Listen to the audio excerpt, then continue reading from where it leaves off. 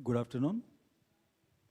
I'm very happy to welcome you all to today's Copy with Curiosity lecture entitled Chance and Chaos, How to Predict the Unpredictable by Professor Jens Marklof, University of Bristol, UK. Copy with Curiosity is a monthly lecture aimed at non-scientists. This was started in 2016 and it has been going on regularly since then. This lecture series gives an opportunity to students and to common people to hear lectures by eminent scientists and gives a chance to interact with them. ICTS is an interdisciplinary center which is involved in research, organizes programs in various subjects, conducts programs where scientists of different disciplines participate to solve problems requiring specializations from different fields.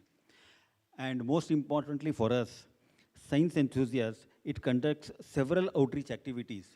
Copy with Curiosity is one such program. The lecture series is very popular and was attracting large number of public, school students and college students. And we had a setback during pandemic. Now slowly we are limping back. We at Jawaharlal Nehru Planetarium are very happy to associate with ICTS and actively participate in hosting these lectures. I'd like to mention here that we associated with ICTS in one another program. We conducted an online teachers training program in June of this year. And we had 3 sessions, and in 3 sessions, nearly 1,000 school teachers participated, and they were very appreciative of this program. With construction, a new auditorium complex is coming up in Planetarium. It is getting ready, and we hope that it will be ready in another 2-3 months. With this new infrastructure coming up, I hope we will have more such programs in future. Jawaharlal Nehru Planetarium organizes several programs for popularizing science and for non-formal science education. Most of our educational activities like year-long program for school students, college students, science club activity are going on. This year, we have organized several outreach activities. For example, with ISRO, we organized the state-level events on International Moon Day, and we also organized a state-level program during World Space Week. We hosted a 3-day expo on human spaceflight program of India. We had popular lecture series during Dasara, entitled Dasara Lecture Series. And it may not be out of place for me to mention here that we received a lot of help from Professor P. Ajit of ICTS in organizing these events.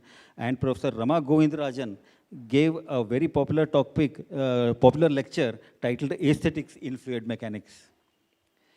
We have conducted night sky programs in over 10 rural areas this year, and we are having requests from 10 more. And we hope that once the weather clears, we'll be having these programs there in those places also. We have a collection of science exhibits which are borrowed by organizations across Karnataka for their science fair. We are conducting state-level science quiz. In fact, just today, about an hour back, the penultimate round of this science quiz in Gulbarga division was concluded by my colleague Madhusudan, who otherwise would have been here, in Raichur. So many activities are happening. All these are part of our Amrit Mahotsava program. We are planning for many more such events. Please do visit our website for more such details. And coming back to today's event, we have an eminent speaker, Professor Jens Marklof, delivering a lecture, Chance and Chaos, How to Predict Unpredictable. I extend a very warm welcome to you, sir. I extend a warm welcome to all the audience. Now I request Professor Rukmini Dey to introduce the speaker. Thank you.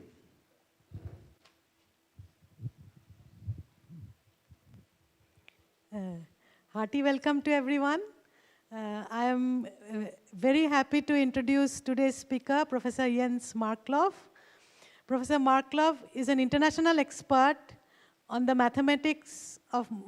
mathematical modeling of chaotic systems. His research has answered long-standing questions in quantum chaos, number theory, and statistical physics. He graduated from the University of Hamburg and Ulm and held research positions at Princeton University, HP, Isaac Newton Institute at Cambridge, IHES, LPTMS near Paris. Professor Marklof is a professor of mathematical physics and dean of the Faculty of Sciences at the University of Bristol, and he is also a fellow of the Royal Society. During the current academic year, he is visiting India as a Royal Society Yusuf Hamid visiting professor. So today he'll be talking about chance and chaos, how to predict the unpredictable. Before we start, I would like to hand over a token of appreciation from ICTS and JNP to you, sir. Thank you very much. Thank you. And over to you, Jens. Great. So thank you all for coming. It's good to see so many of you, and thank you for coming despite the rain. That was not predictable. As we will see, it's not so easy to predict things. Thank you very much for the kind words of introduction and the present. I hope I will deserve it after the lecture. You will be the judge of that. So I'm going to talk about chance, chaos, how to predict the unpredictable. And I will start discussing with you the famous butterfly effect that is often used as a synonym for chaos, for the sensitive dependence of chaotic systems on initial conditions. And then we'll do a little experiment on how we can understand randomness, how we can even predict things in completely random systems. And then I'll explain to you what chaos actually is, how we use a mathematical description of chaos, and I'm using kneading dough as an example of such a highly chaotic system. And finally, I'll tell you how you win the lottery or not, okay? That will be the final message. And yeah, we are KAAPI with Curiosity, and I couldn't help but seeing that if we change the title slightly, we get KAAPI with chaos, and that's actually the original Greek spelling of chaos. So, KAAPI with chaos today. I hope we'll have some KAAPI together later on, because also there you want to mix your milk and coffee very well. So let's talk about the butterfly effect. So the butterfly effect says that if a butterfly in Brazil flaps its wing, can that set off a tornado in Texas? So there's our butterfly, and there's a tornado. A tornado is a big, violent thing, and the idea of chaos is that a little change in the state of your system can have such a dramatic effect. Tornado or no tornado, right? And it seems crazy. It seems something we would not want to happen. And this is what we'll discuss in this lecture. It was introduced by a very famous mathematician and meteorologist, Edward Lorenz, in 1972, as an example for chaos and as an example of the challenges you have when you want to model weather or the atmosphere, which of course is a very, very complicated system. And Lorentz introduced what's called the Lorentz attractor, the Lorentz equations to model this. And this is very important, as you know, because we want to predict the weather. We want to know when it's raining, whether you want to come to the lecture or not, whether you want to go on holidays or whether you want to harvest. It's very, very important to understand, predict the weather. And our meteorologists, so we work in Bristol together with the Meteorological Office, which is a government office, and we're just building a supercomputer to have a much more clear ability to forecast climate change, for instance, to predict climate. And there, of course, it's important to understand how sensitive are these calculations. If your computer makes a calculation and gives you a result, you want to know whether when you change a little bit the initial input, maybe the temperature or the wind speed, will my output be completely different, therefore unreliable? And even with the biggest supercomputers, that's still a huge challenge to understand. So that's why it's important to discuss this and how mathematics can model physical systems such as the atmosphere. Now, just to step back a little bit and think about the philosophy behind this, in science, we believe that we are living in a deterministic world. That means we can predict the future if we just have all the information on the state of the system available, right? We make theories, we have equations, and we want to predict what the outcome is. Now, as you know, there are many things that appear random to us, things that we can't predict. Sometimes tragedies happen, sometimes you have a lot of them, sometimes you have a very happy period, and you can't understand why these things are happening. And there are many reasons for this, and this is what I want to talk to you about. Is this compatible with our understanding of a deterministic universe? Is the randomness that we experience in our life compatible with science, right? With this hypothesis that we can predict everything if we just have enough data. And of course, a very interesting philosophical question is, if we really believe in a deterministic universe, where is space for free will? A big question in philosophy is also, well, how is evil created if everything's deterministic? Okay, so that's one thing I want to discuss with you. And I'd like to explain to you, but of course, you know, I can't give you all the answers. There will be also something maybe, hopefully, that you can take home with you and keep thinking about these questions as you move forward. But one take-home message that I will want you to take home is that chaos can actually be very, very useful, and that we use it in our theory. So, what do we need to predict? And what are the characteristics of a system that is not predictable? So first of all, in order to make a prediction, we need a good mathematical model. So if we don't have a mathematical model, then we can't make any quantitative predictions. You might be guessing things, right? And sometimes when I look at politicians, I think, why don't you get the numbers out? Don't just say this will happen, that will happen, right? We need a mathematical model. So that's the absence of an accurate mathematical model makes the system unpredictable. Then we need to understand the state of the system we're in, right? If we don't know what the weather, the temperature, the wind speed, and so on is, we can't predict anything. In a second, we'll do an experiment with a dice. And of course, I can't predict how you roll the dice because I don't know which state your dice is in from the start. So we need some information on our system, and then we can apply our mathematical model to make a prediction. And then thirdly, if we have a system that is extremely sensitive to any change of its initial state, right, then we can't predict it as well. Because you change it slightly and it will do something completely different. So this would also be a sign of unpredictability, and that's what we often refer to as chaos.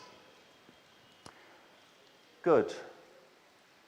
Now let's start by exploring a coin toss, which I think we all think is probably one of the most random things you can imagine, right? That's why in the World Cup, on football, I don't know, do they use coin tosses as well in cricket to decide? Yeah?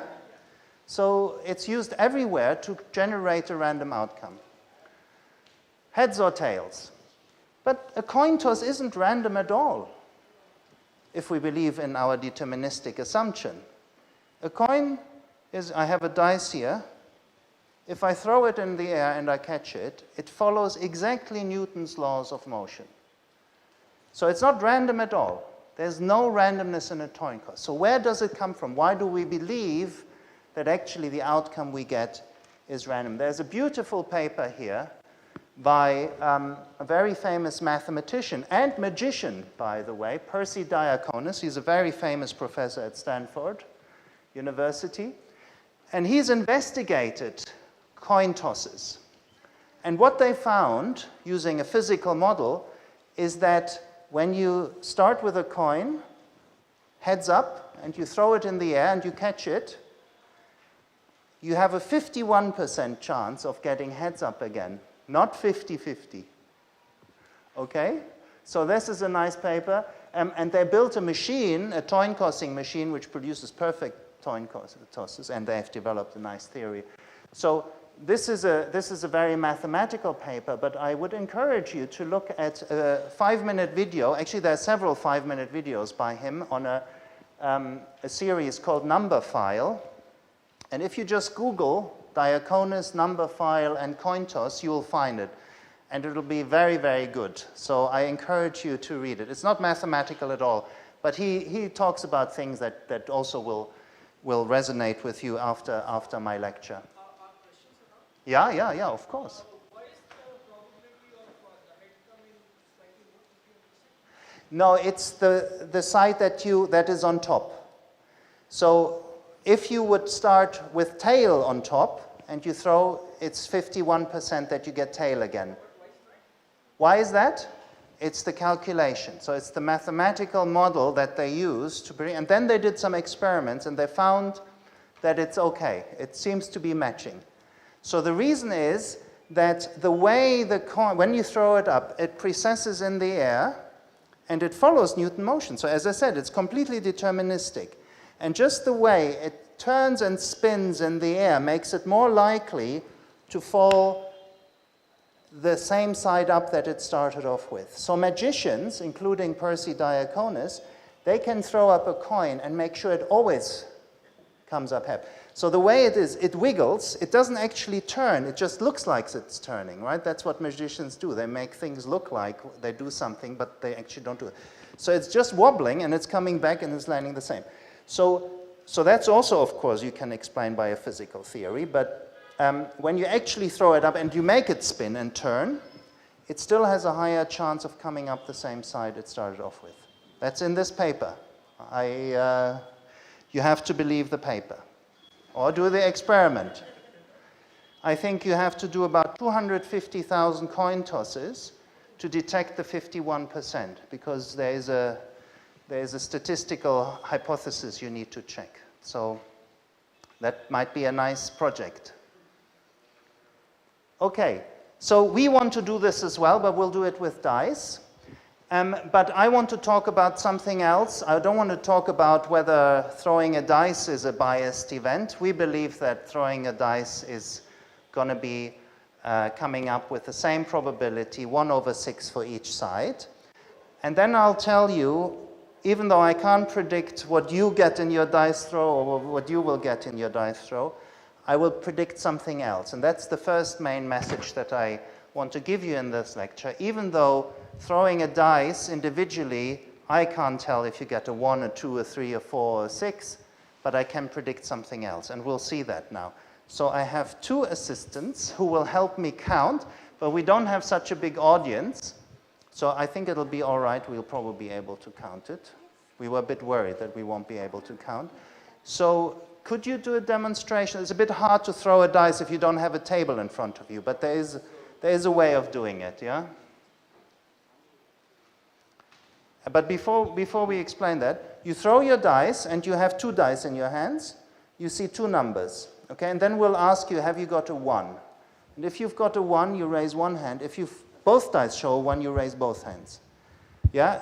If you have a 1 and a 2, One and at least one of them, of the 2 decks. do both, and then remember what you get. If you, for instance, you might have a 1 and a 2. One dice a 1 and the other dice a 2. Then I will ask who's got a 1, you raise one hand, and when I ask who's got a 2, you also raise your hand. But if you have 2 1s or 2 6s, if I say, you got a 1, you raise both hands. Yeah? Okay. Because we want to count everything, so good. Now, how do we throw a dice in our hands? Yeah, just make sure that you have 2 dice, it's not 1 or not 3, so that we don't mess up our calculation there. Yes. Yeah. So here's our... Maybe you can just roll them in your hand like this and shake, and that's it. Whatever you get, you can have them in your hand, and then we will get back to you when we ask. Yeah, you got everyone's done it? Yeah, do it well. We want it to be really random. Yeah, okay, okay. It's okay. So, everyone's done? So, do you want to write it? Or you count? First we count, yeah, of course. 50 has to count. So, who's got a 1? Okay, very good. You've got 2 hands? Ah, okay. So hold them both up so we can see. So you count? I have 11 here. Oh. Oh dear. Okay, good. No, not oh dear. It's probably okay. I also had 1, but forget about it. You're not counting yourself? You can. Just write 23. Yeah, you can put 2. So you add 1 more from here. Okay, so 1 more. Okay. Who's got a 2?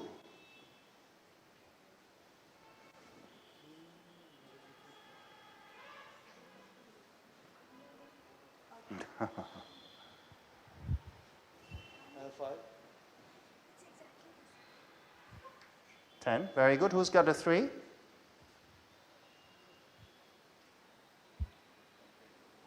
Remember to raise both hands if you have 2 3s. Yeah.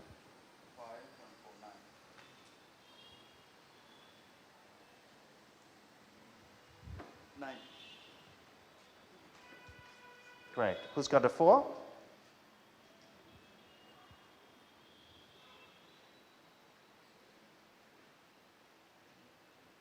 5. You also want 4? Yeah, I have 5. Good. 5. Who's got a 5? 2 5s, so 2 hands there. Yeah, okay. So 1, 2, 3, 4, 4, 4, 8, 9. 9. Excellent. And who's got a 6?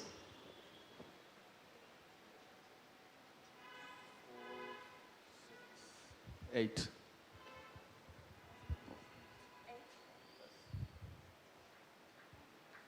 Now, how many people do we have in total? And only count those who had a dice. Yeah, everyone has a dice. Also the director? You had a dice too. Okay, so count everyone.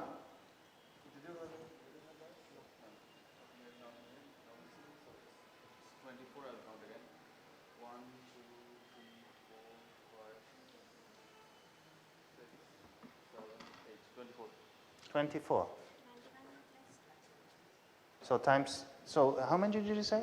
So it's 21 actually. Where is it in here? So how many people in total? But then times 2 because everyone had 2 dice. So we had 90 dice that you threw, all of us together. And just to make a bit of fun, we can think of what the butterfly does when a 1 comes, when a 2 comes. It's a Brazilian butterfly, so I had to put wins the World Cup. Unfortunately, the 5 didn't come up for Brazil.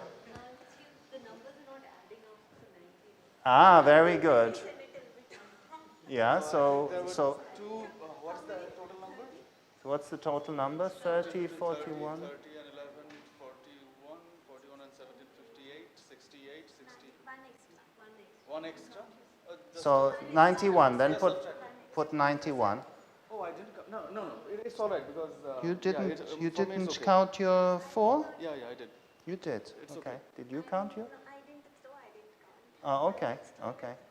Good. Okay, but then we'd use 91. We have to use the total number of the events we have. So these are events. We have 91 events. And now, because the probability of each dice getting a 1 is 1/6, there is a famous law in mathematics and in statistics, which is the law of large numbers. And that says if you repeat an experiment that's independent sufficiently often, then for the throw of the dice, the frequency of each number appearing should be 1 over 6. And the more experiments you do, so if we wouldn't do it 91 times, if we would do it 9,000 times, 9 million times, that frequency would get closer and closer to 1/6. It's never 1/6 if you have just finitely many numbers, like we have. You see there are fluctuations here. And the fluctuations are usually of the order of the square root of the number of times you throw your dice. Yeah, so I'm not worried. I would have hoped that we see a bit more numbers closer to 1/6. And what is 1/6 roughly? It's 0.1666 or something, no? So these are pretty good, but this is an outlier. We have many more ones than there should be, but that's just because everything's random, okay? But my main message to you is, if you have 1 million dice, 2 million, 10 to the 21 million dice, it will be 1/6 eventually, yeah? And that's something we can predict. So even though I can't predict any outcome of your throws, I am absolutely sure that if the number of dice goes to infinity, that's a mathematical thinking, it'll be exactly 1 over 6. So that is the law of large numbers. And that's something we can predict. And I'll show you later how we use this in mathematical theory to make predictions about tornadoes or water waves. And that, I hope, will become clear to you. And it'll also illustrate the resolution of the butterfly paradox. Why a single butterfly, flap of the wing, can't cause a tornado in Texas. Okay, but we'll get to that. So, in order to explain that, I need to tell you a little bit about chaos theory and what does it mean for a system to be very unstable, very sensitive to initial conditions. Yeah? What does it actually mean? And what mathematicians do, they like to look at very, very simple models. I don't want to start explaining it to you in the weather because the weather is such a complicated thing. So I'm going to explain it to you in something very simple, and that's kneading dough. So if you want to bake bread, what we'd like to do is we'd like to mix the bread as fast and as good as we can, right? Every baker does this, right? And what does a baker do? It presses the bread down and folds it over, press again, maybe turns it. So that's my mathematical model for chaos. In order to illustrate what's happening inside the bread dough, I'm going to put 4 raisins inside, or whatever you want to put, yeah? 4. And so now let's do what a baker does. You press it down and further until, so of course you can already see I'm a mathematician because my bread dough is a square, yes? So I press it down and then it's half the size down and it's stretched by double the amount. So what you're seeing here is the raisins, my test raisins, have the distance between them has doubled in size. That's important, the doubling in size, yeah? Now, the next important step in creating chaos is you want to bring the system back to how it looked like in the beginning. So what I'm going to do is what a baker does. I'm going to fold over the dough like that. And the shape is again the same before. It's the shape I want my bread to have, yeah? So what I'll do next is I repeat what I've just done. I press down, so the raisins are stretched again. I fold over, and I keep doing this. So what's happening now is that if you had 2 raisins which were very close, they'll move apart. Every time I repeat the process, I double the distance between them. And doubling, again and again, is a very, very powerful iteration because it grows incredibly fast. It's what we call exponential growth. So if you, say, take your bread and you do the step once, well, the raisins have moved distance 2 apart. If you do it again, it's 4. If you do it again, it's 8, 16, 32. It grows very fast. And that's what's generating chaos. And that's what means if you move your raisin a slight little bit, after you've if you're kneading it, the raisin has gone somewhere else. Yeah? Because it's a factor of 2 times 2 times 2 times 2 times 2. That's the exponential sensitivity that makes chaos. So you see, I hope I've convinced you that this is a good model for chaos. Now, so we have now a system where we have this exponential sensitivity. But what does this mean in terms of the randomness? How can this system generate randomness? Remember, in the beginning I said we live in a deterministic world. There is no randomness, right? So where does it come from? Why do we see all these random events, even in systems like this simple one where we understand everything? Well, it comes from the fact that if you don't exactly know where your raisin is initially, it could be a millimeter there or a millimeter there, that you can think of as unknown information, even though if it's very precise, we never know where exactly the raisin is. There's always a little error. So assume that little error is like a random thing. Now, when you have a system like that, that initial randomness gets amplified every time I knead the dough, because I multiply my little inaccuracy by 2, by 2, by 2, by 2, by 2, yes? So that's the idea. So what you can do, in fact, by kneading dough is you can generate almost perfect coin tosses. So let's take our favorite raisin, and let's ask if it's in the top half or the bottom half of the dough. If it's in the top half, we say we have tails. If it's on the bottom half, we say we have heads. No, it should be the other way around. The heads should be on top and the tails. If it's on the top, we say it's heads. On the bottom, we say it's tails. Right, as I've written it there.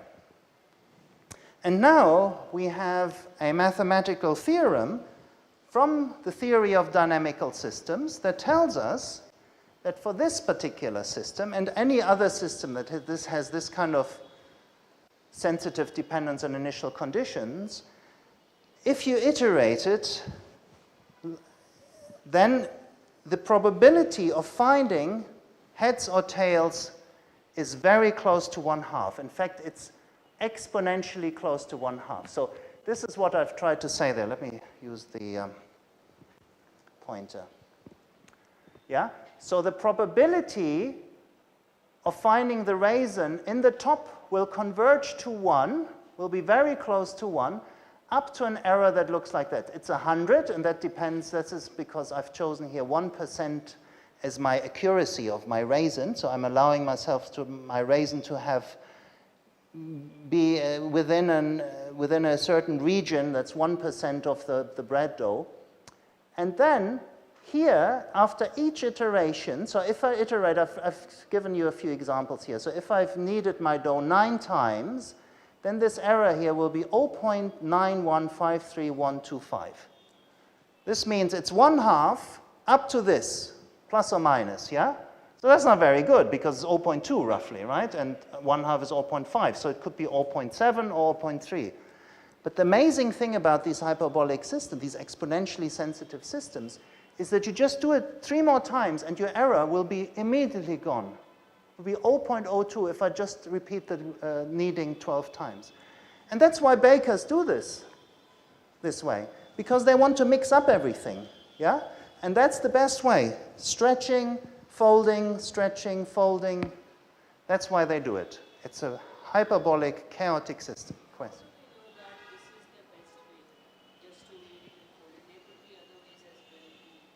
Yes, yes.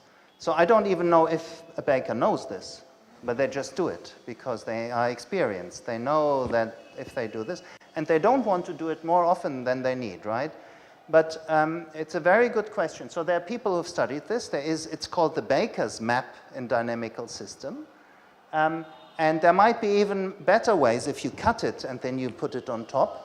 But I think a baker would say that's too much effort. I don't want to have a knife and then put it on top and so on, yeah? So we don't know if it's the best way, but it's certainly a very good way. So is chaos represented by the distance between the raisins or the movement of the raisins? So it's both things together. So if you would just keep pressing it down, the distance between the raisins would also grow, but it wouldn't help you because you want to bake your bread. So you need to bring it back. So in hyperbolic or in chaotic systems, the important things are 2. First, you want to have exponential sensitivity. but also it should be a system that's finite, so it's closed in itself. And that's why we need to bring the bread dough back. Yeah? So that's very important that we fold it back. Okay, so the message from this little illustration is that in systems with sensitive dependence on initial conditions, we have an exponential amplification of randomness. So even if you have made a tiny error in measuring your temperature, for instance, in your weather station, because the atmosphere is such a chaotic system, it will produce a huge error after a very, very short time. Yeah? So this is the problem. However, there's good news here, and that's why my talk is called Predicting the Unpredictable. We can now use the randomness to our advantage. If you think of weather reports, they have become much smarter in the last 20, 30 years. They now tell you, oh, the probability that it will rain tomorrow is 20%. They won't say it will rain tomorrow, yeah? And that's what is my take-home message for you, is we can now predict probabilities. We can predict even more things. So a big challenge in science, in mathematical physics, my field, is to actually explain why the equations that describe our ocean waves, that describe our atmosphere, are actually correct. Physicists have written down those equations, and we built airplanes relying on the validity of those equations. These are the famous Navier-Stokes equations. But we don't know if they are true, which means, can we derive them from the underlying Newtonian deterministic mechanics? Because we know that all our matter is made of little molecules and atoms. They bounce off of each other. And water is made of them. The atmosphere is made of them. So how can we understand whether the equations that we see describing waves are actually compatible with the Newtonian dynamics? That's a big challenge. And already in the 19th century, Boltzmann, one of the pioneers of statistical mechanics, said, oh, we can do this by using chaos, by using the fact that the molecules that make up water and air and so on bounce off of each other in a very chaotic way. So in the same way as we can predict not what each individual dice is doing in our little experiment, but what they ought to do all together, in the same way, he said, we can use the chaos in the molecules to predict what they will do all together, right? They form the big water waves. And here, let me just point out to you, why are they chaotic? So let's just think our molecules. Of course, it's not true. You learn in school that molecules are not just round balls. But let's just assume they are round balls. And let's take two and let's smash them together. What's happening here? So, so we have two, these are the two blue molecules that we have here. And in mathematics, you try to find the right coordinates. Let's describe the motion of this blue ball by its center. So it will fly this way. And you can imagine here, when this ball is here, it will collide with the other blue ball. And the center will then be exactly at this position. Now, if you change the initial direction of the ball, the way it travels, to the red arrow, right, there is an angle between the two. And you see that after the collision, the angle will have essentially doubled. It's the same as in the dough. You double. And the next one, you double again. Now imagine all those molecules in your glass of water. There are lots of them, 10 to the 20, 10 to the 21, yeah? In a liter of water or whatever it is.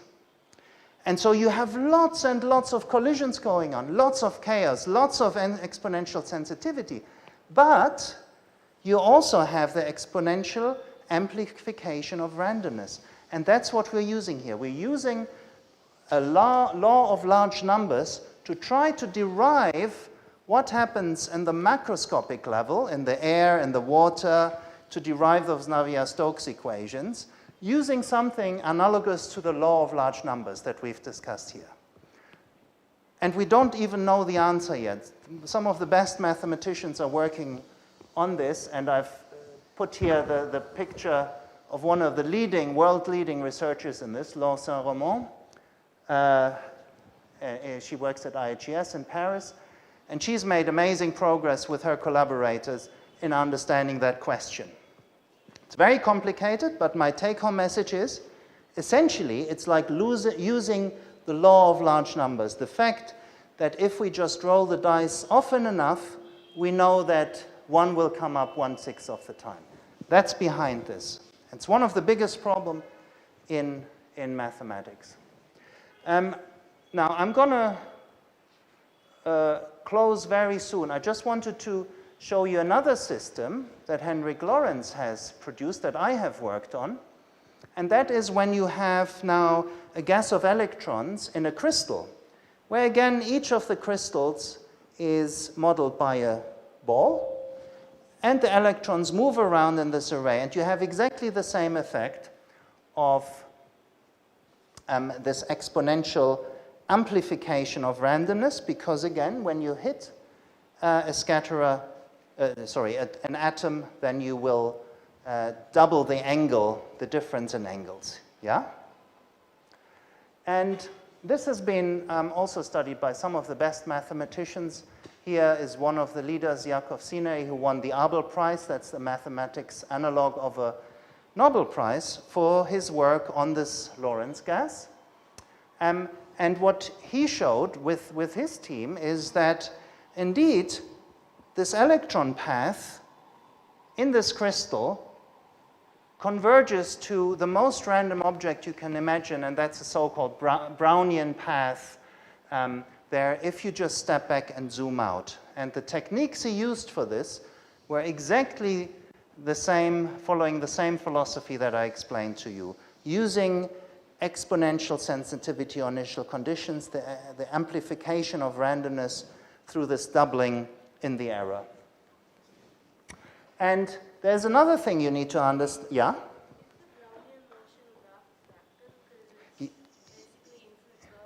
Yes, yes. So it has a fractal property. That's absolutely right. For instance, you can't, it's a continuous curve, but if you differentiate, it's no longer continuous. This is already a question. You are a mathematician? No? Oh, then it's a very good question. Yeah, it's a fractal curve. Oh, okay, very good, yeah. So it is a fractal curve, yeah. So, Sorry? The trajectory of the electrons, are those curved or straight lines? So initially they are straight lines, but if you zoom out and you look at the trajectory for a very, very long time, they start looking like this fractal curve that you pointed out. So then it's no longer a straight line, it's something that wiggles around a lot, yeah? Yeah, so that would mean it's continuous but not differentiable everywhere. That's right, yeah. So there was a question, yeah. Yeah, so why are you calling it like the most random? Why are you calling it most random? A what? Why you are calling it most random? Ah, the most random. You are also a mathematician? No? Yeah, okay. I'm going to answer your question later. This is a public lecture, and for a public, I think it's the most random things. It doesn't mean that there are not other most random things. Yeah? So there are other curves that come out. And of course, we understand in quantitative descriptions. But this Brownian motion was discovered a long time ago, and is one of the ways of describing very random curves. Sir, related to his question, Yeah? give us a measure of randomness so we can look it up later? I will, shall we come to that in the end? Let me just finish my talk, and then we can go into that in some more detail. So the other thing that you need to understand when you want to look at the transport in crystals, when your atoms are very small, is how far do you fly until you hit something?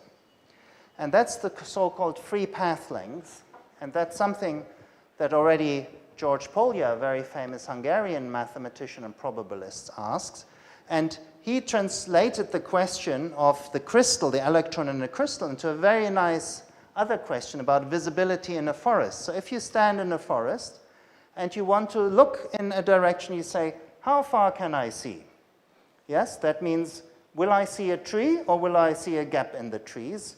And if you are, of course, in a big forest, you might not see any gaps between the trees, no light, but you will see a tree far away. And so the question is, what is the distribution of the visibility in a forest? And here, that's me, because I always thought it's a bit strange to have a forest that is regular like a crystal. Yeah? Normally, forests are very random, and then it makes sense to ask this question, right? The trees don't just grow but I traveled through Italy, and I wonder whether you also have these orchards in India where these are papyrus trees for paper production, and they plant them on a perfect regular grid, like a crystal. There are a few missing here because they didn't grow, but I was very impressed. So there you have a forest that looks like a crystal, and you measure, you look in a certain direction and ask yourself, how far can you look? And the amazing thing is that you get completely different answers if you look at a natural forest or an orchard like this. And these are different notions of, these probability densities give you different notions of randomness. And it's good to know whether you have free path lengths in your crystal that are very, very long, if that's very likely, or if it's very unlikely. That is all part of trying to understand how your electron moves inside the crystal, and then how to predict what the electron wave will do if you step back and zoom out a lot. So that's something I've worked on, and I just wanted to finish my talk by saying that the tools I'm using are in great deal based off the amazing work of Professor Dani, who is celebrating his 75th birthday, and in whose honor is the conference at the International Center of Theoretical Sciences in Bengaluru that I'm attending. That's the reason why I'm here with you today. So just to wrap up, and then we can have some questions and answers. Can the flap of a butterfly's wing in Brazil set off a tornado in Texas? That was the question I started off with. So my answer is no, okay? And why is my answer no? So although the atmosphere is a chaotic system with sensitive dependence on initial conditions, a tornado is a macroscopic effect with many independent underlying factors. The butterfly's wings is only a tiny part of that, right? And so the law of large number applies. Now, you could argue with me and you could say, no, the answer is not no. It's just very, very, very, very, very, very, very unlikely, right? But it's so very unlikely that in every other walk of life, you would say no, right? It could happen that, the universe could collapse any minute, but we all don't believe in it, right? So we say, no, it won't happen. Maybe there are some astrophysicists here who will disagree. I don't know. Let's hope not. Can one predict the unpredictable? So in some sense, yes.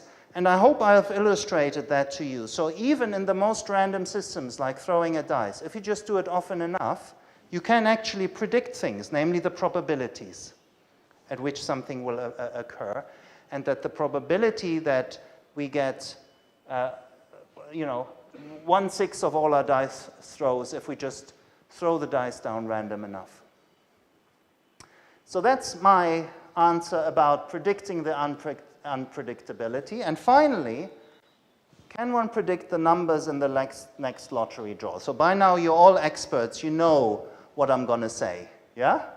And the answer is, it's as unlikely as a butterfly causing a tornado. So we cannot predict the lottery numbers. So we shouldn't play the lottery. And the only way you can win is if you run the lottery, right?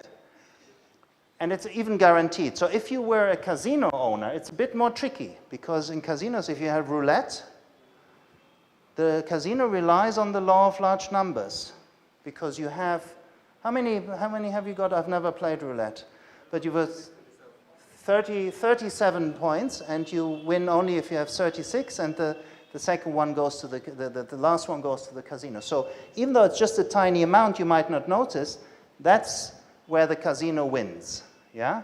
So the casino owner takes a chance here that the law of large numbers is correct.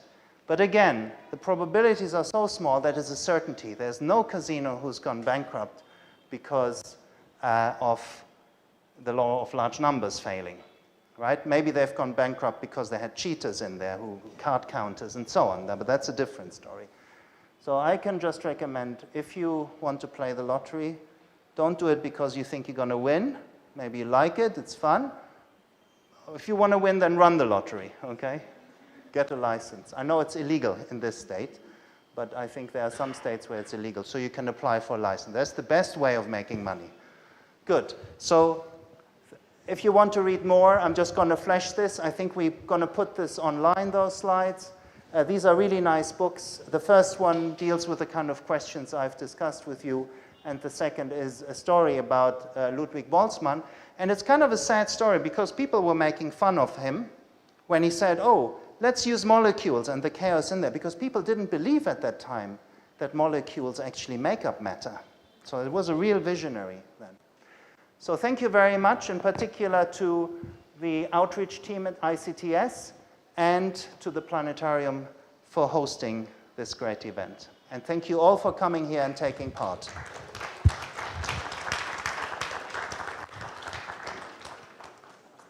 Thank you very much. Now the floor is open for questions. So please wait for the mic to come to you, because we are recording it, so the question should be recorded. Yeah. First.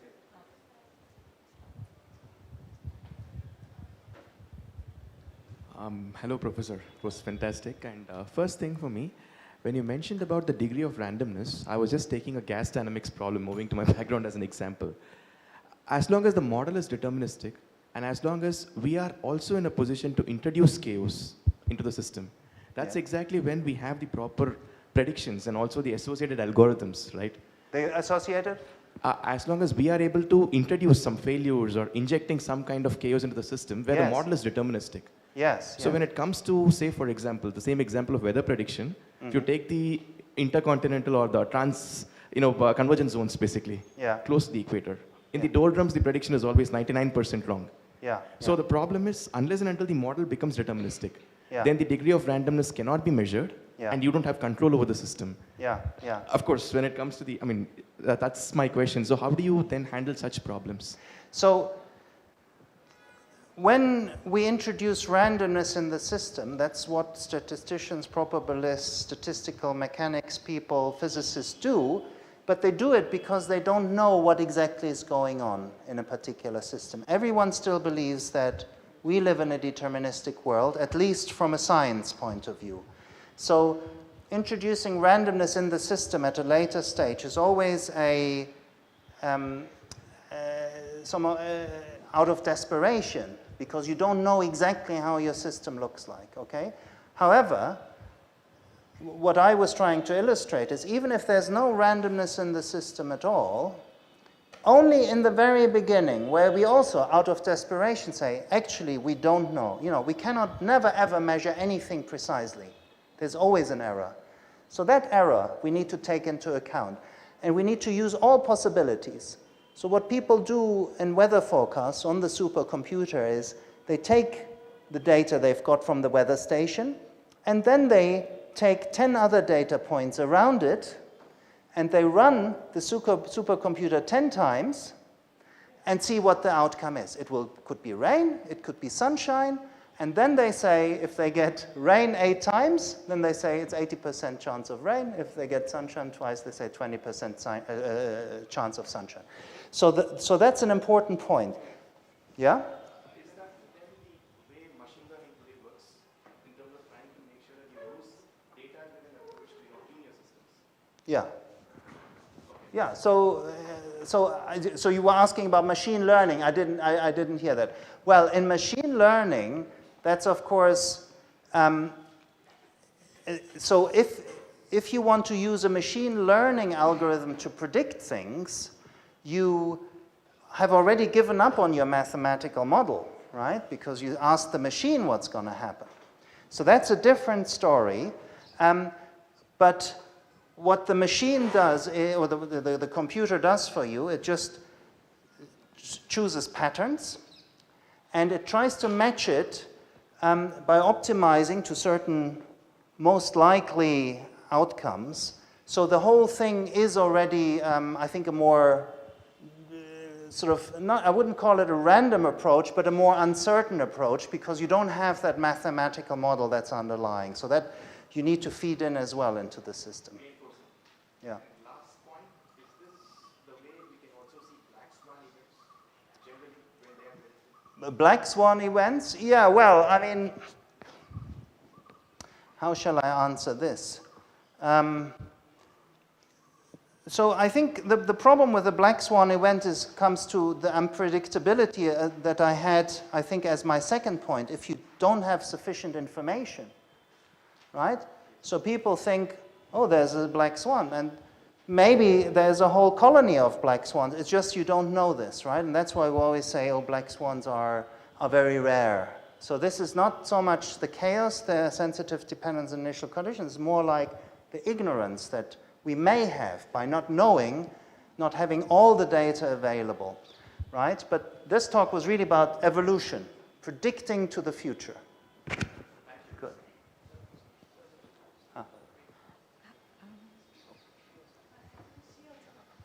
So we will not forget anyone. So we'll first do, and then we will come to you, yeah? Hello, sir. I'm an undergraduate student of physics. Yeah. And you mentioned about the perfect coin toss. Yes. And you mentioned about the paper of the thing. Diaconis, yeah. Yeah, and you told that there is nothing called there is nothing which is not predictable. It is all that either of the 3 points that you told, that either we lack information, either there is some other factors involved in it. Yeah. So as a point of view from the point of view of quantum mechanics, Yeah. I ask this question to many physics professors, Yeah. but they often ignore this question, or they Yeah. tend to diverse it. Yeah. And they tend to duck it, because the quantum mechanics has an inherent Yes. uncertainty. Very good. Very good And, point. yeah. Can I answer? Yeah? Yeah, sure. So, for everyone who didn't hear the question or didn't understand it. So I've been talking about completely deterministic systems, like the coin toss. And I said, the only problem we have is we don't exactly know the initial condition, and because it's random, we can't actually predict the outcome. But if you do it well, you can actually do it, and you can calculate those probabilities. So what the gentleman is saying, as a physics student, is that we also really live in a quantum world. And in quantum mechanics, there's uncertainty already built in to the theory at very fundamental level. It's not just an error in our initial measurement that we don't know what the system is, but it's built in. There's the uncertainty principle due to Heisenberg. And that could be part of the error in the coin toss. So the fact that we don't know couldn't just be that we can't measure it, but that quantum mechanically we don't exactly know where the coin is, yeah? However, again, that's another macroscopic limit, the so-called semi-classical limit, to go from quantum mechanics to the coin, which makes it very unlikely that that will be a sort of first order or second order effect. Yeah? So it's all about how big are the errors introduced by quantum mechanics in a coin toss. And I would say you can neglect them. But you couldn't neglect them if your coin would be consisting of 1,000 atoms. Yeah? Then we would need to take that into account. But it's a very good question. But and one more thing that I would like to, I got from your lecture and I applied it to my field, and I'm able to see it now. Sir, you know the problem of renormalization. Yes. That had been taken place first by Schwinger. Yes. And Feynman. Yes. And till today it is criticized And no one criticizes openly, but this is a true fact that quantum electrodynamics still still has mathematical inconsistencies. That's right. With divergent integrals swept under the rug. Yes, yes. And this is, I think, this is nothing but the exponential growth of the error that we are seeing in developing, applying the same quantum mechanics to electrodynamics and quantizing the electrodynamic fields. So as we see, even Sir Roger Penrose has said that quantum mechanics is an incomplete theory unless we introduce gravity in it. Yeah. Sir, as mathematicians also have explored it, and I've seen that. Sir, the general relativity requires that the manifold is Hausdorff and it is paracompact. Yeah, so I think this is getting too much for the general audience. I'm happy to talk to you about it afterwards. You cover a lot of things. You're certainly right that renormalization, which works so incredibly well in physics, is still not completely understood from a mathematical point of view. But I think we will understand it eventually. It's just very, very difficult. And it's amazing how well it works. So now it's your turn. Thank you. Thank you for the nice talk. I had a naive question about the raisin model you explained. So would it really matter how many raisins we consider or how many butterflies we had initially? Or so in the mathematical model when you construct, the number of raisins really matter or not? That's my question. Yeah. And I just have one more clarification. Like just wanted to ask so you. Shall I answer that first and then you can? Yeah, that's fine. So if we assume that the raisins don't interact with each other, which they might because they might come close, because it's not that they go apart, because they fold back together, they come close in another direction as well. So they might collide. That might be a problem. But let's assume they don't, okay? That's what we always think. As a mathematician, I think of as the raisins of just points. So it's then very unlikely that they collide with each other. Then it doesn't matter if you take 2, 3, 4, or 1,000. In fact, it's very good to take 1,000 raisins and put them very close together. And then when you do your spreading, you see how they become equidistributed in the dough. So that's really what I'd like to make a movie of, really. Taking small raisins or some sesame seeds in the dough and then start to do that, yeah. Thank you. And regarding the Toyn course experiment, you mentioned in the first few slides. So there was a probability of getting 51% if you know whether it's head or tail, right? Yeah. So for that case also, if when you have n, so the large n principle would apply for that experiment also, right? Or not? Yes. So that's right. And in effect, that's how you would test the... So they made a theory by looking at Newton's equations. And they're quite complicated already for a coin because there are many variables on how to describe the orientation of the coin at speed and so on. They neglected air resistance in their treatise, but they also did a test. So, and as I said, in order to test it, you need to throw the coin. If you want to detect this 51% deviation, you need to throw it about 250,000 times. And the reason is that in order to get statistical significance, you need to beat the error that comes from the law of large numbers, which is the square root of the number of the 250,000. So you can make that calculation. But you're absolutely right. So you would do an experiment, do it 250,000 times, and if you then see the 51% versus the 49% of heads versus tails, if you start with a head up, then you've basically proved it in an experimental way. Yeah, it would never be, if you do the experiment long enough, and what they say is 250,000 times would be long enough, then you can stop, and then you sort of have a statistical significance. Then you would see the 51% over the 49%.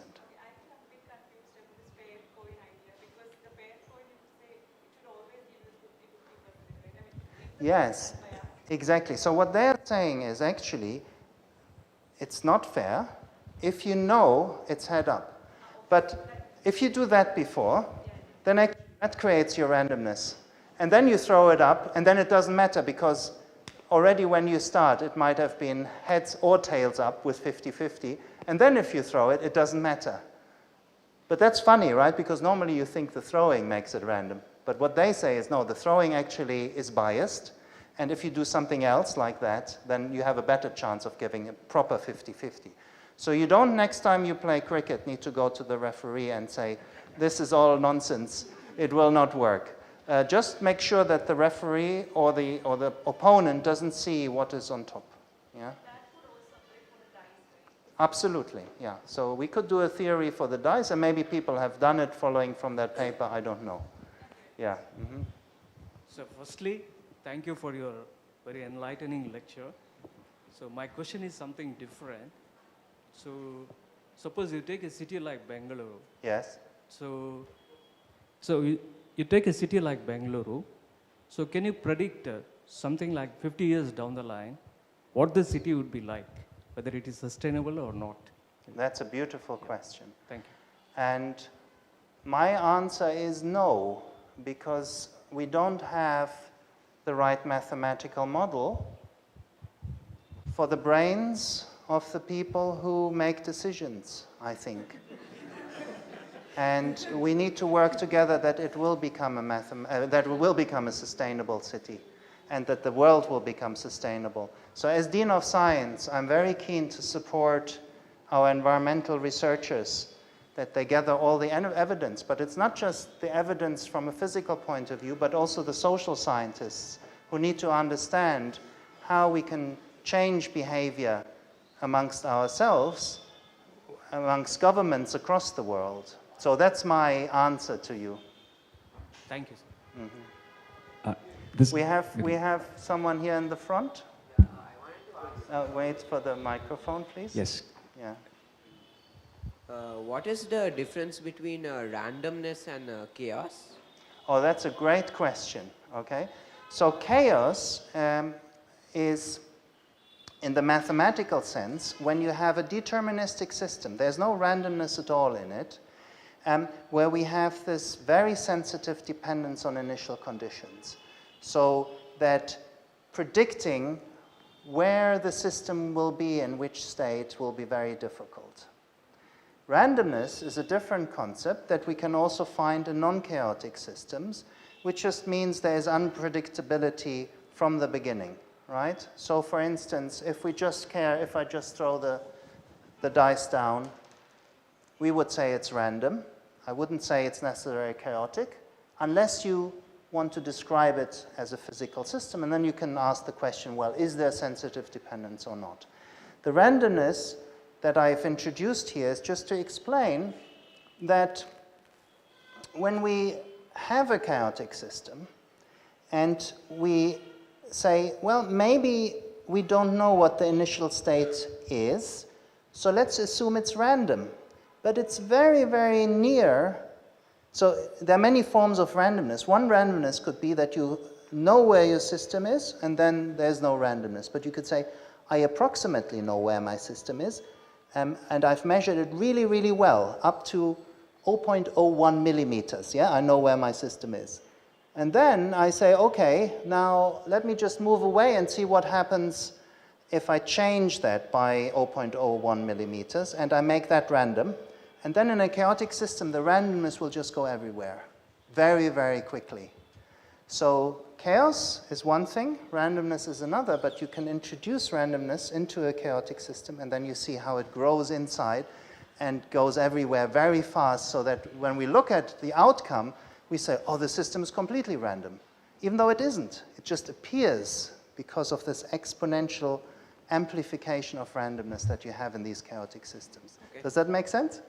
Yeah, that definitely makes sense. Okay, Yeah. good. Thank you. Good evening, Mark. This is Kavan here. Yeah. Hi. Yeah. So thank you for the wonderful lecture. That was amazing. So my question is, do you think human intentions can influence random systems?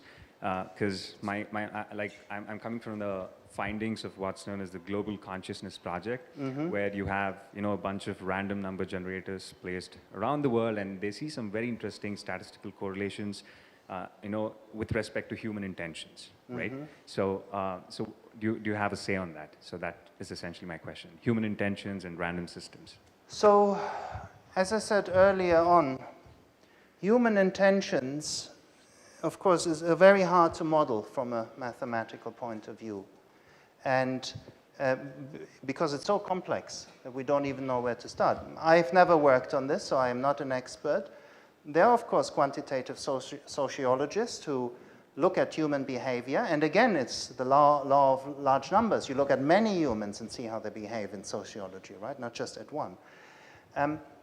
So I can't answer your question. I don't have a view, but all I want to say is that I hope what my lecture illustrated is that sometimes we get unexpected outcomes that are the truth and that they are counter maybe the human expectation or intuition, right? And so if we make decisions based on wrong assumptions or wrong information, we might have, that might lead to bad consequences. So we need to understand the systems we're dealing with, how complex they are, what information we have available, how sensitive they are to small changes, and we need to appreciate that. For instance, the coin toss, the 51 versus 49, if it's right or wrong, it's a physical model, but it tells us that we need to be careful, yeah, when we draw conclusions about someone in front of us throwing a coin. And if they know that it's heads up, and if they do it 1,000,000 times, they will make some profit if they bet on it consistently. So that's just an example. Does that answer your question? So I haven't answered your question because I've never thought about this in depth. All I'm saying, we need to be careful. Yeah? I have a question. Ah, thank you. So this, thank you very much for this beautiful talk. So this butterfly and the tornado question. So law of large numbers tells you that very little likelihood that there's going to be a tornado due to this. But how do you know that some intermediate changes, like a leaf 1 inch later, 1 inch away, will not slightly, yes, of wave? course. How do you know? A leaf might have a higher probability of falling down if the butterfly flaps its wings. So how do you formulate this in terms of law of large numbers? This is what I Yeah, so the important thing here is to understand exactly the difference of the various length scales. And you're absolutely right, because there's a transition. Where do we stop, right? When does it become relevant? And that's where the error term in the law of large numbers becomes important. The square root n, the square root of the number of events we look at, right? So if we have a huge number of butterflies, or maybe grasshoppers, right? They can do a lot of damage if they do all the same thing. And so we need to understand that. But that's how we usually, and I know you're also a scientist, try to understand the transition between different scales. Tornado is huge scale, butterfly is very small scale, molecules are even smaller. So where do you stop saying there is no effect, the effect is only a statistical average? That's a very good question. So my answer on the tornado was no, because it's such a huge scale that it's certainly far away from the square root n error. But a leaf nearby, there might be a positive probability. First of all, thank you for the lecture. It was awesome. Doesn't the existence of randomness contradict the existence of chaos? Because assuming with the dice example, you said that if there's a predeterministic setting, then technically you can say that the dice is not random because according to the laws of motion, it turns according to that way. So how can they exist together? That's a great question. So the way they can exist together is that, for me, randomness is a mathematical concept. It's a way of thinking about something I can't describe. And I think, so just to come back to that point, if you have your deterministic system, and we don't know exactly in which state it is because I couldn't measure it so precisely, it still will be, if we believe in determinism, at a very specific point. But I don't know it. So I then introduce, in my helplessness, randomness to say, well, let's assume it's not exactly at this point, but it's distributed around that point with respect to a certain probability distribution. And so I introduce randomness as a tool to understand what it would then mean if the system isn't exactly where maybe I assume it is, but slightly away. And then I can make a computation to show that In a non-chaotic system, it won't matter. It will still stay close to the point for very long times. And in a chaotic system, it won't only be somewhere else, but I can say more about it, with which probability, relative to the one I put in the beginning, the system will now be in a different state. Does that make sense? So it's a mathematical tool, but it's a very good, important question. Yeah. Yeah. So in Jurassic Park, Michael Crichton tries to use chaos theory, wherein he states that some initial errors lead to dinosaurs getting free and start killing each other. But according to this law of large numbers, that shouldn't actually happen, right? The dinosaurs should stay in their cages. Just because of one error, it shouldn't actually. Yeah. So he must have made an error in his calculation by getting some orders of magnitude wrong. Yeah? So the probability is just so small. So again, let me just repeat it. There is a chance that half of the molecules in this room will suddenly be on this side. Yeah. But we will not, the probability is so incredibly small. Yeah? I don't know how often you would have to win in the lottery consecutive times to be able to describe that probability. So from our point of view, we just say no. As soon as the probability is so small that it's completely unreasonable, we just say no. And we do this actually in physical theories because we always take limits between quantum mechanics and the macroscopic theories. And we just say we believe the macroscopic theory within its boundaries. And you know, the question that gentleman, the physics student, asked in the beginning is exactly that, is where do we have that transition?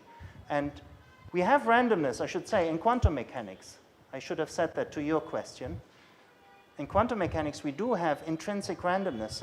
It's part of the theory. But the evolution of quantum systems is, again, deterministic. So that's an important remark. Once I know my probability distribution, it evolves in a deterministic way. Okay, any other questions? Yeah? Basically, I had two questions leading off a single idea. So the basic idea is, does chaos evolve to order, or does order devolve to chaos? So leading off, can we think that the law of large numbers implies that chaos eventually becomes order? And then we have George Pollier's question where we saw that you were at Orchard. Yeah. And at some point, even though it was an ordered place, it kind of turned chaotic. Exactly. So which is it, sir? Does order go to chaos or chaos goes to order? Both ways. And I think some of the examples that you highlighted yourself shows you have a very ordered system. But because you model the collisions with the atoms in this way, your error increases. And so even though the system is very ordered, and it's very simple to describe, it's a very, very simple mathematical system that you can already teach first-year students.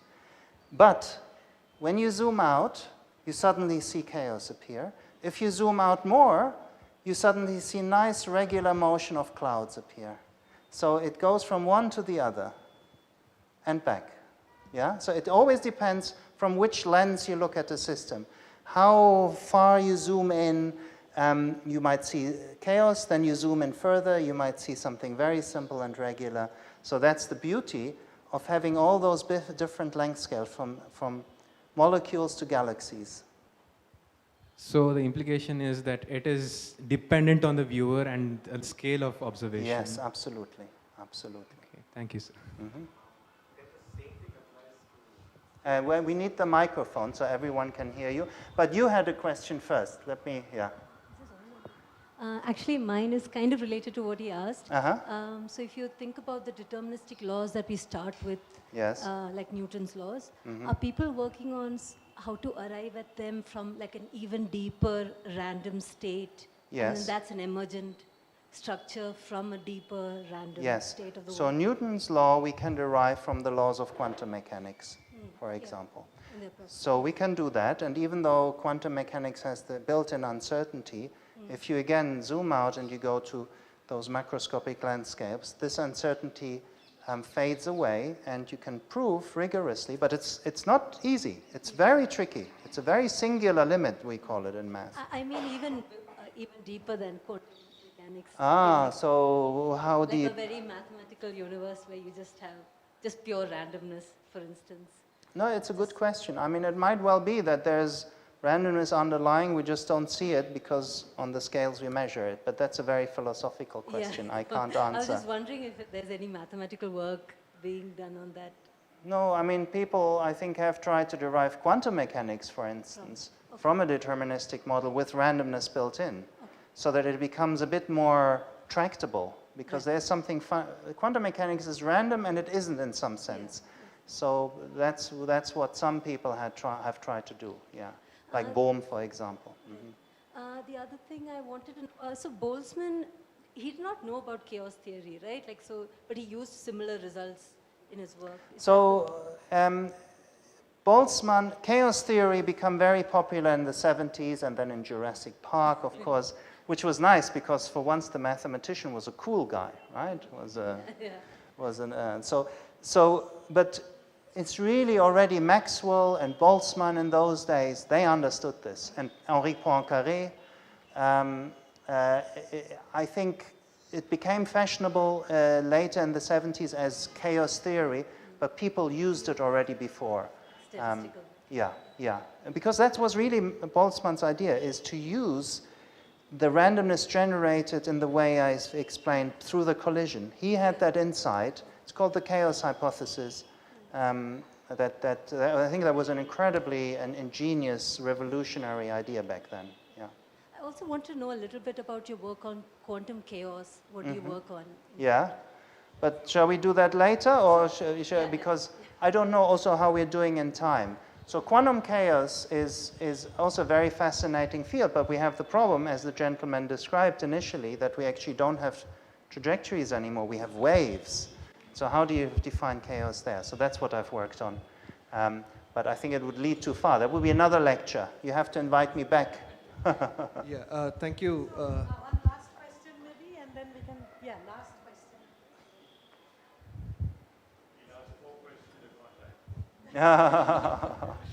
No, again, it is just a kind of observation, the pattern of questions from that gentleman and then how exactly it evolved. Then it purely depends on we taking ourselves out of the system and trying to build it, introducing randomness and making it chaotic as states. Two different states of the same system. Can we take it that way? No, I wouldn't describe it as two different states. So there are truly random systems, but they're again models, right, as we've discussed before. Physicists and mathematicians devise random evolution because they don't know any better. That's the problem. And it gives good predictions. But in the chaotic system, that's really important. There's no randomness, completely deterministic. When I throw the coin, there's nothing random about it, right? That's what I tried to say. And I only put, that was your question, I only put it in the very beginning to get a sense of what the effect of a little error is in a statistical way. Because often people say, oh, the butterfly, I can't do anything. No, you can do something, because if you put a probability on what the butterfly would do, you can work out what the probabilities are then of a hurricane happening or not. What I told you, the probability is 0. Yeah? But in other circumstances on smaller scales, the probability of a leaf falling off might not be 0, it might be 0.1. Yeah, so that's the idea. Make sense? Thank you, so it's not a philosophical thing. I'm a mathematician. So, hello. Thank you so much. Thank you. We have some online questions. And we are already out of time, so I'll just take one online question. Okay, yes, please. Yeah. So I'll just take the less technical one because several questions are there which are related to this question, and I think you have already addressed it, but I'll ask. Since coin toss, this is a question by Vivek. Since coin toss is Newtonian mechanics and is deterministic, then it should be 100% deterministic. Absolutely. So the question is why it's not. You have explained it in the it is, so that was our assumption. Everything we do, we have some hypothesis. Our hypothesis was, so thank you very much for the question. I should look at the camera there. Thank you for the question. The coin toss is an absolutely deterministic system. That's what we assumed. And the point is that if you repeat your coin toss over and over again, you will not start from exactly the same initial state. So how do we model this? Again, by introducing some randomness, by assuming that my hand will be in this position or that position, and then I throw and I catch. So that's where the randomness comes in, just because of my lack of information. But I'm trying to be very precise. That's why they built this machine that I showed. So if you're very precise, you can never rule out the smallest error again. But because it might be a chaotic system, which in this case actually isn't chaotic, right? Because it's kind of very well described by Newton's equation. You can solve them. But you can predict then the probability with a little initial error of coming up 51% the same side it started. So that's where the probability enters, only in the assumption on the initial state. The system itself is not random, it's only the starting point. I hope that makes sense. Thank you for the answer. That's it from the online questions. So thank you very much for this very nice talk and the question-answer session. Thank you. And thank you all for the questions.